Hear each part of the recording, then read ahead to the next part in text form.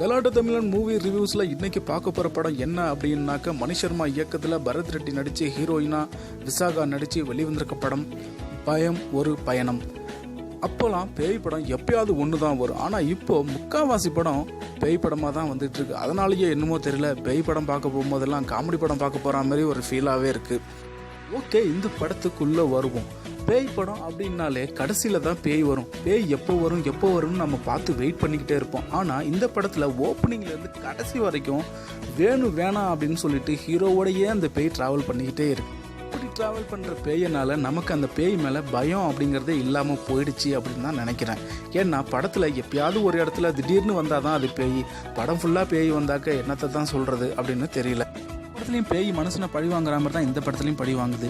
இன்னும் புதுமையான விஷயத்த ஒன்றும் இதில் சேர்க்கல அப்படின்னு தான் சொல்லணும். ஆனால் இருந்தாலும் ஒரு சில இடங்களில் டைரக்டரோட புதுமையை திணிச்சிருக்கிறாருன்னு தான் சொல்லணும். பேய் கொலை பண்ணுறதுக்கு ஒரு ரீசன் இருக்குது, அது ரொம்ப மொக்கையாக தான் இருக்குது. அது சரியான ரீசன் அப்படின்னு சொல்ல முடியாது.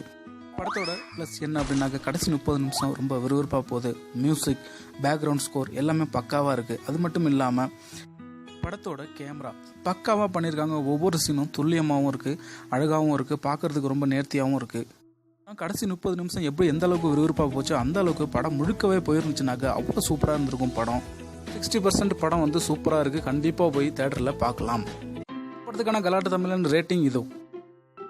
தேங்க்ஸ் ஃபார் வாட்சிங். மேலும் செய்திகளுக்கு கலாட்டா தமிழனை சப்ஸ்கிரைப் பண்ணுங்கள்.